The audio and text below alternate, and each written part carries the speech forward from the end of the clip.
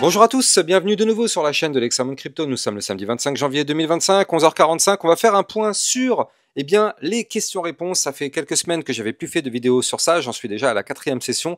Allez, on est parti. Mais je rappelle à tout le monde que tout ce que je vais dire dans cette vidéo n'est en aucun cas un conseil financier. C'est à vous de faire vos propres recherches.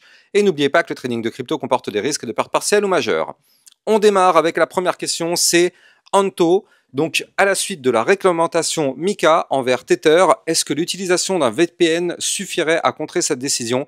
L'utilisation d'un nouveau compte est-il utile? Que devient notre trade en cours? Alors, effectivement, on le sait, avec MiCA, les plateformes enregistrées PSAN ne peuvent plus utiliser le Tether. C'est-à-dire qu'en fait, ce stablecoin, le Tether, a été malheureusement considéré comme non réglementaire pour X raisons qui sont plus ou moins justifiées.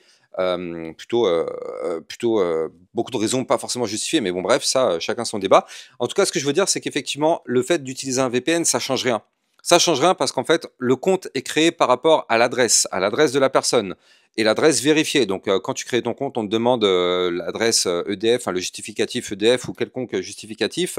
Donc, du coup, forcément, on crée le compte par rapport à une adresse. Donc, si c'est une adresse française, tout simplement, eh bien, on a beau utiliser un VPN, ça changera strictement rien du tout. L'utilisation d'un nouveau compte est-il utile? Pas du tout, c'est pareil, ça changera rien. À partir du moment où tu crées un compte sur une plateforme SAN, on te demande ton adresse, donc ça changera rien du tout. De toute façon, tu pourras pas avoir deux comptes deux comptes différents sur la même plateforme parce qu'ils vont considérer que c'est le même compte, donc ils vont dire que c'est bizarre. Et qu'est-ce que les trades en cours deviennent? Ça, il n'y a pas de souci. Les plateformes gèrent tout ça directement. Donc du coup, s'il y a un trade en cours sur de l'USDT, la plateforme va gérer en convertissant soit en USDT ou soit en remboursant. Il n'y a pas de problème sur ça. Les plateformes enregistrées PSAN, par contre, elles sont plutôt carrées. Mais en tout cas, le VPN ne changera rien au problème. On a Satoshi, ça suffit. Ça suffit, c'est marrant. Qui pose la question, j'ai vu que la seed phrase qu'il est recommandé de recopier sur un papier afin de la stocker hors ligne est accessible dans les paramètres des hot wallets. Donc il suffit à un hacker d'avoir accès à notre mot de passe et il peut avoir accès à la seed phrase. Alors, oui et non. Oui et non, parce qu'il est vrai que, par exemple, il y a eu des enseignes qui ont été piratées. Alors, apparemment, ils disent que des sites phrases seraient potentiellement exposés. Dans tous les cas, bon, de toute façon, ils ont mis en place maintenant des systèmes qui permettent justement d'éviter que la site phrase soit exposée. Donc, je pense que ça va permettre de sécuriser un petit peu tout ça. Mais dans tous les cas, pour qu'un hacker puisse quand même accéder à des données, il faut quand même beaucoup de travail. C'est quand même des systèmes très sécurisés. Donc le hacker peut peut-être pirater effectivement, j'en sais rien moi, Ledger, mais pas forcément accéder à la partie seed phrase qui elle est encore plus sécurisée. Donc faudra voir effectivement si en cas de piratage, quelles sont les données susceptibles de fuiter. Mais bon, dans tous les cas, oui, c'est comme tout, hein, tout système informatique forcément est faillible. C'est-à-dire qu'en fait, au bout d'un moment, les hackers sont tellement puissants, les machines sont tellement puissantes qu'ils peuvent pirater ce qu'ils veulent. Après, c'est à la charge justement donc des entreprises de sécuriser au mieux les données des clients.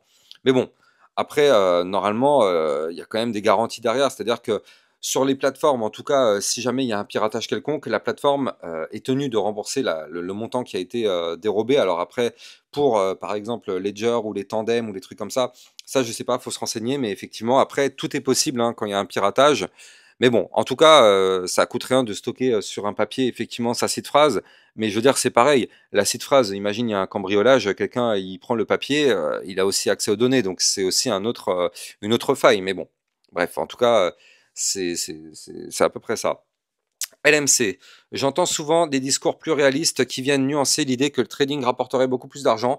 Apparemment, seule une minorité de traders sont rentables et seulement au prix de beaucoup d'efforts.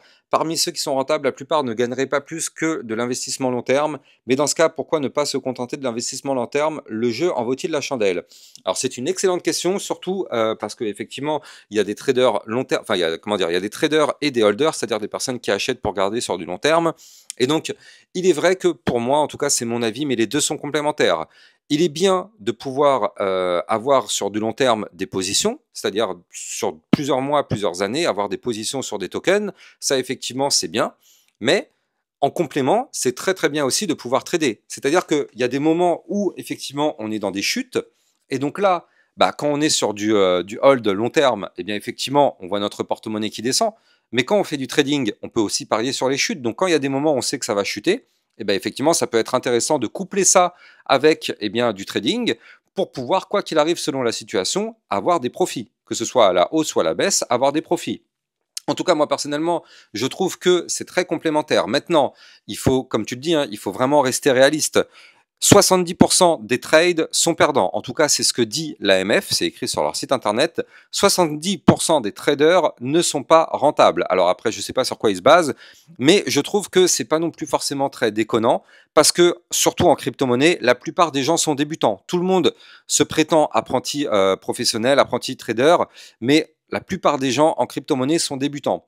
Donc forcément, quand on débute, on va peut-être avoir sur un trade ou deux des coups de chance, mais derrière, on va pas se mentir, les liquidations vont faire très très mal. Donc il est très difficile d'être rentable, surtout si on débute. Il faut toujours passer par la case formation, et j'insiste lourdement sur ça parce que vous le savez, on ne peut pas se dire qu'en crypto-monnaie, on va réussir en crypto sans avoir une formation. Ce n'est pas possible, sauf si on a un coup de chance incroyable, mais ce n'est pas possible. Et ça, j'engage vraiment tout le monde à se former un minimum pour à minima apprendre les bases du trading et apprendre surtout à comment sécuriser ses positions, ses profits, comment avoir une stratégie. Et ça, je vous en parle quand même pas mal sur ma chaîne YouTube. Donc, je rappelle, hein, n'hésitez pas à vous abonner sur ma chaîne YouTube si vous voulez recevoir des vidéos d'analyse technique, avoir des stratégies, avoir de la psychologie justement pour eh bien, ce marché qui est quand même ultra volatile et donc ultra difficile.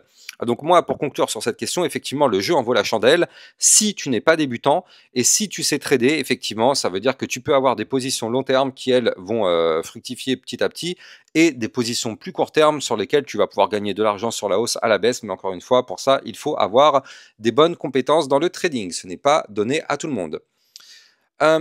Shibroku, salut Lexa, quand on parle de bear market, on sait que le Bitcoin retrace, mais est-ce que la dominance du Bitcoin retrace également et que les altpumps, ou alors la dominance du Bitcoin reste très élevée et tout chute avec lui? Alors, forcément, quand le Bitcoin se casse la gueule, quand on est en bear market, forcément la Bitcoin dominance chute aussi, tout chute de toute façon, tout chute. Maintenant, avant de passer en bear market, en général, il faut noter qu'il y a toujours une alt season.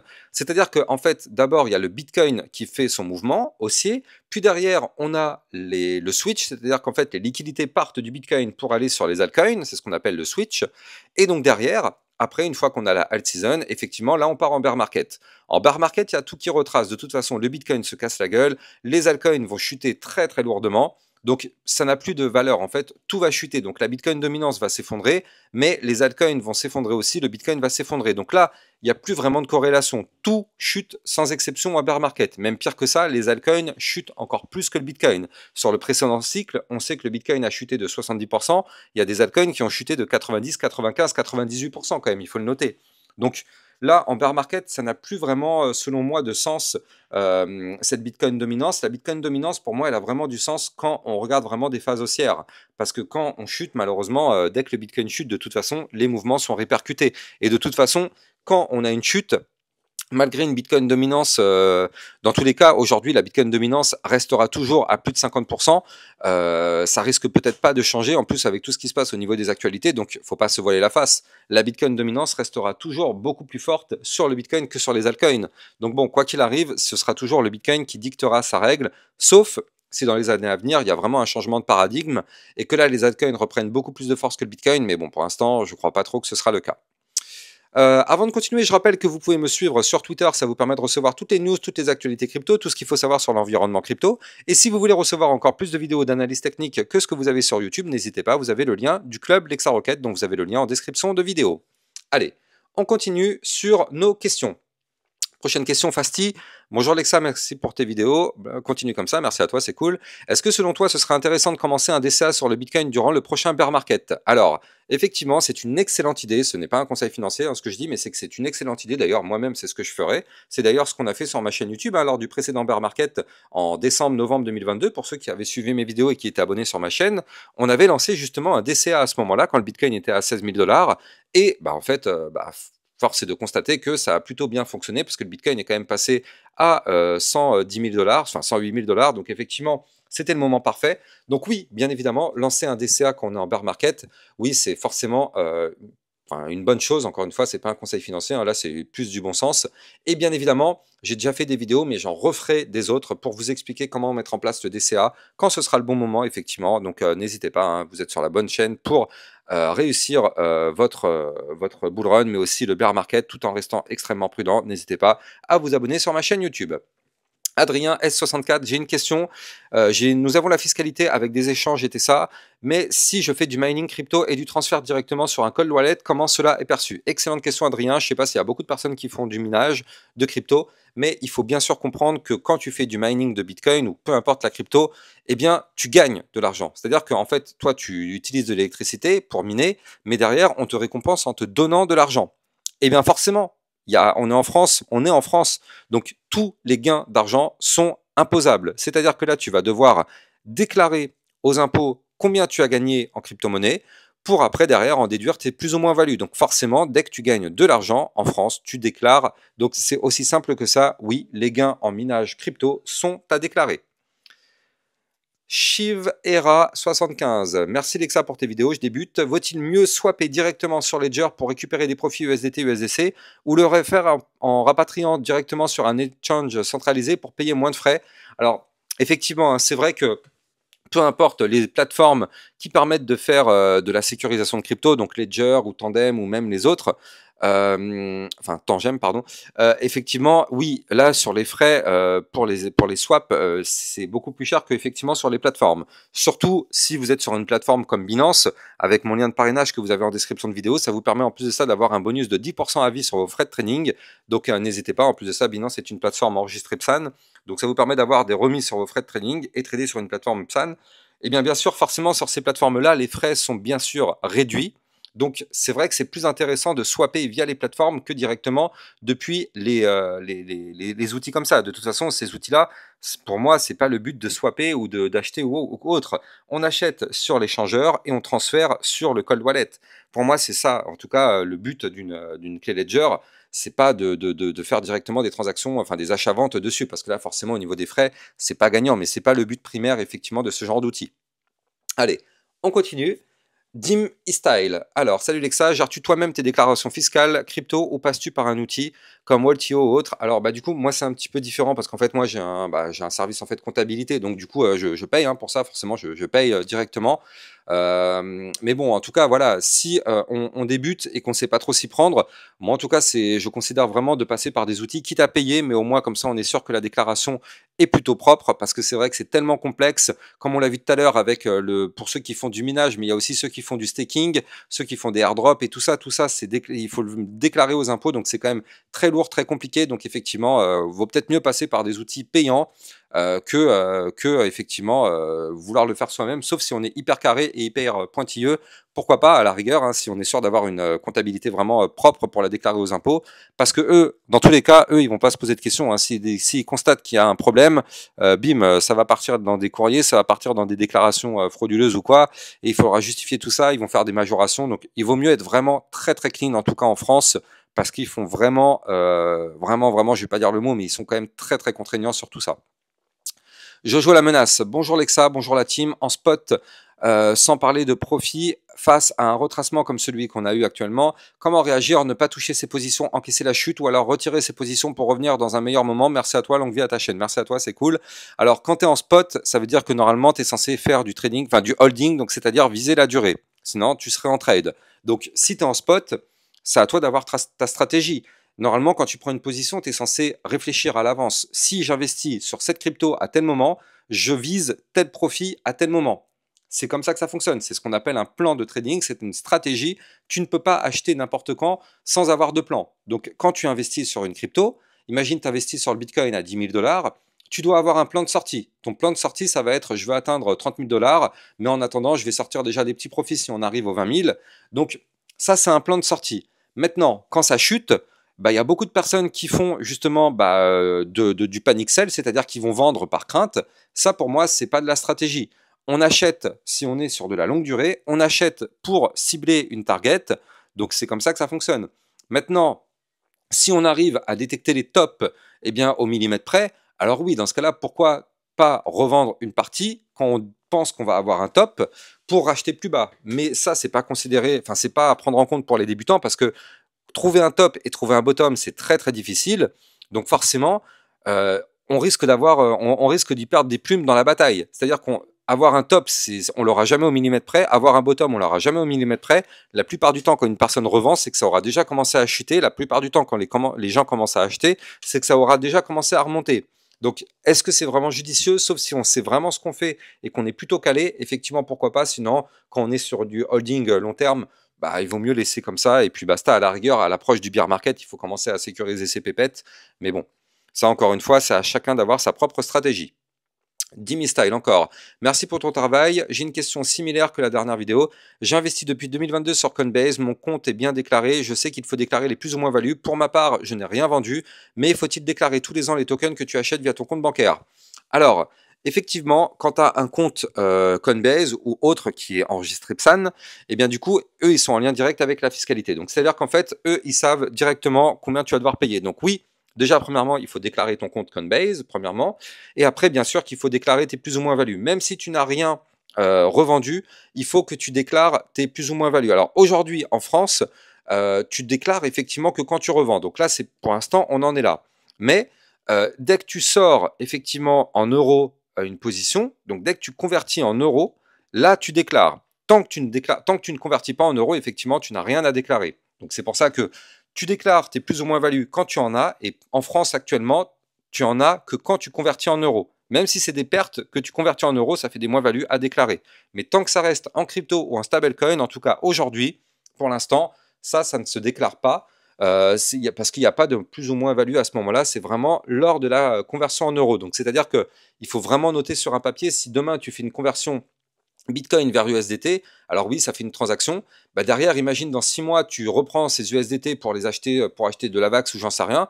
Bah du coup, il faudra quand même que tu fasses la plus ou moins value par rapport à ta première transaction. Donc c'est un peu compliqué. Donc toujours bien noter. C'est quand même très compliqué la fiscalité. Donc il faut vraiment bien noter tout ce qu'on fait actuellement. En tout cas, pour l'instant, tant que c'est difficile comme ça niveau compta, ouais, il vaut mieux vraiment être tranquille et tout noter sur un papier.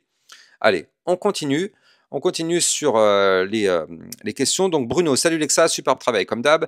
J'aurais aimé savoir si tu pouvais me dire le pourcent de trades réussis, trades échoués sur un trader en crypto. Merci. Bah, j'en ai déjà parlé un petit peu tout à l'heure. Selon les chiffres de l'AMF, 70% des traders sont en perte. Je suis encore une fois assez d'accord. Alors sur le chiffre, j'en sais rien exactement, mais je suis d'accord sur le fait qu'en crypto-monnaie, moi je dirais même beaucoup plus. Beaucoup plus parce que en crypto-monnaie, la plupart, vraiment, je dirais peut-être 80-90% des gens en crypto débutent. Et donc, malheureusement, qui dit débuter, dit forcément passer par des pertes. Même si on a un trade ou deux gagnants, ça va se solder par des pertes, inévitablement, sauf quand on aura passé par la case formation ou autre. Mais en attendant, forcément, c'est perdant. Sauf si on fait du trading long terme, donc on achète par exemple en bear market et qu'on revend à la fin du bull run, là effectivement ça peut être une stratégie gagnante, mais quand on fait vraiment du trading à proprement parler, sans avoir les bases du trading, moi je te le dis tout de suite, hein, pour moi c'est 80% de perte. C'est pour ça que sur ma chaîne YouTube, j'insiste lourdement sur la prudence, j'insiste lourdement sur le fait qu'il faut se former et qu'il faut vraiment ne pas se laisser avoir justement par toute l'euphorie que certains YouTubeurs peuvent lancer effectivement en disant qu'il faut acheter, il faut acheter, il faut acheter. Non, non. Moi, vraiment, sur ma chaîne, vous me connaissez, c'est la prudence avant tout. Il faut vraiment d'abord avoir des bases avant de se lancer dans la crypto. C'est le marché le plus volatile, donc le plus difficile à gérer mentalement. Et je vous le dis, même quand on a des profits en crypto-monnaie, c'est difficile de savoir comment les gérer, tellement c'est un marché difficile. Donc, pour moi, effectivement, sans les bases, le pourcentage de trades réussis est quand même plutôt faible.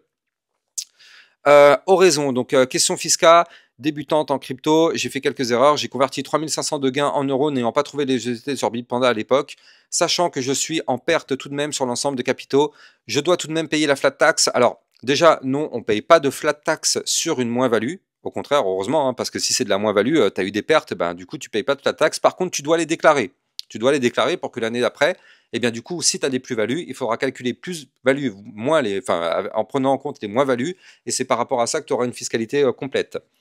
Voilà, je convertissais les cryptos en baisse vers d'autres cryptos. Aussi, les moins-values n'apparaissaient pas, possible de les faire apparaître. Alors ça, j'en sais rien, ça dépend de ta plateforme. Sinon, le fait de m'être fait scammer 1000 euros sur les XRP, transmis en soi-disant Ripple suite à une fausse offre. Alors oui, ça arrive, hein, il y a beaucoup d'arnaques sur la crypto-monnaie, c'est pour ça, encore une fois, la prudence avant tout. Alors du coup, bah, dans ce cas-là, si tu t'es fait pirater, eh bien 1 000 € malheureusement, ça c'est perdu, hein, tu pourras jamais les retrouver déjà quoi qu'il arrive. Et du coup, bah, au pire des cas, c'est pas très grave. Ça, tu les déclares en tant que moins-value, c'est une perte, hein, c'est une perte sèche. Tu as mis 1 000 €, tu les as perdus, c'est une perte sèche. Maintenant, voilà, il faut que tu sois capable de prouver effectivement que tu as transféré sur tel site pour que derrière, si un jour on te dit: «Ah, c'est quoi ces 1 000 €, tu les as déclarés en perte, prouve-le». Bah, au moins voilà, comme ça tu as une preuve. Mais en attendant, effectivement, bah, c'est une moins-value, hein, donc tout simplement, tu as perdu de l'argent, c'est comme une perte crypto, tu as acheté une crypto qui est tombée à zéro, tu as une perte, bah, c'est la même chose, donc c'est une moins-value à déclarer. Arnaud, salut Lexa, j'ai au total 1 000 €, j'ai mis 300 dans le XRP pour du long terme tout en retirant mes plus-values au fur et à mesure. Voilà, j'ai mis 100 € dans quelques crypto-pépites. Je compte retirer mes plus-values quand les cryptos seront au-dessus de 70 de RSI. Est-ce une bonne stratégie? Alors oui, très bonne stratégie même effectivement, parce qu'on le sait en général, quand on dépasse les 70 de RSI, c'est pour avoir un retracement derrière. Bon, la plupart du temps, après c'est à prendre au cas par cas effectivement, mais c'est vrai que plus on dépasse le 70 de RSI, plus on s'expose à des risques. Et pour le Bitcoin, je n'en ai pas pour l'instant car pour moi il est trop haut. Je compte rentrer dessus au plus bas du reverse market. Donc effectivement, ça aussi, hein, c'est une bonne stratégie. C'est bien d'avoir des stratégies comme ça, effectivement, pour acheter, pour aussi des stratégies de sortie. Donc là, effectivement, 70 de RSI, je suis assez d'accord. Moi, en général, c'est là où je récupère mes profits. Donc après, voilà, c'est pas un conseil financier, mais c'est bien de réfléchir à tout ça. De toute façon, sur ma chaîne YouTube, vous le savez, à chaque fois que je fais des analyses, je vous parle très régulièrement du RSI. Donc vous êtes au bon endroit pour gérer votre bull run. Ne vous inquiétez pas. Encore une fois, je rappelle, n'hésitez pas de vous abonner à ma chaîne YouTube pour recevoir tous les jours des vidéos d'analyse technique et des questions-réponses comme celle-ci. Et aussi, au passage, n'oubliez pas de liker, commenter, partager au maximum. Vous le savez, c'est ça qui aide ma chaîne YouTube à grandir. Je compte sur vous. Allez, dernière question, Brice, pas de Nice. Bonjour Alexa, merci pour tes vidéos. Un cas concret, si j'ai 5 000 € à mettre en crypto, vaut-il mieux prendre 5 projets et y mettre 1 000 € ou prendre 25 et mettre 200 par projet? Alors ça dépend vraiment des personnes. Moi, personnellement, je préfère prendre 1 000 € si j'avais 5 000. Je préfère acheter 5 projets à 1 000 € plutôt que 25. Pourquoi? Bah parce qu'après, on s'éparpille trop. Moi, je préfère vraiment sniper des projets qui, pour moi, sont plutôt intéressants. Donc, toujours aller regarder les fondamentaux. Quand on investit, de toute façon, on n'investit pas au hasard sur une crypto. On va toujours faire une étape d'analyse fondamentale. Qu'est-ce que la crypto? Est-ce que c'est intéressant? Bref, plein de trucs. Donc, moi, en tout cas, je préfère prendre 5 cryptos et mettre 1000 dessus plutôt que de 25 et 200. Pourquoi? Bah parce que les pourcentages de gains, bah forcément, sont moins élevés. Alors, on a plus de chances de gagner parce qu'on investit sur plus de cryptos, mais par contre, vu qu'on met moins d'argent, bah, les gains seront moins importants. Moi, je préfère vraiment faire ce travail de recherche pour avoir des convictions, et les cryptos sur lesquels j'investis sont des cryptos qui, pour moi, me semblent en tout cas solides. Donc en tout cas, moi je préfère ça, ce qui fait que si j'ai fait le bon choix de crypto, et bien du coup effectivement s'il y a un pump, et bien ça permettrait d'avoir des plus-values plus intéressantes effectivement. Mais après sur ça, c'est chacun sa stratégie. Donc c'est à vous de voir ça, mais après il faut bien sûr se dire que si on achète 25 cryptos, bah forcément on prend aussi 25 risques. Et il y a des cryptos qui vont strictement rien faire du tout, donc forcément c'est compliqué, on augmente aussi ce ratio de chances négatives. Donc c'est pour ça, il faut toujours peser le pour et le contre. Donc ça, c'est à vous après de regarder. Mais moi, en tout cas, personnellement, je préfère 5 projets à 1000 euros. Voilà, j'espère que vous avez kiffé la vidéo hein, sur les questions-réponses. Vous le savez, moi j'aime bien vous faire des petites vidéos comme ça. Je sais que ça vous aide beaucoup. N'hésitez pas à me mettre en commentaire. Vous avez le lien pour poser vos questions pour qu'elles soient analysées dans la future vidéo. Donc n'hésitez pas, le lien est en description de vidéo. Et n'oubliez pas encore une fois de liker, commenter, partager au maximum pour recevoir les prochaines et me donner de la force. Donc je vous souhaite de passer une très très bonne journée. Je vous dis à plus tard pour une prochaine vidéo. Ciao ciao.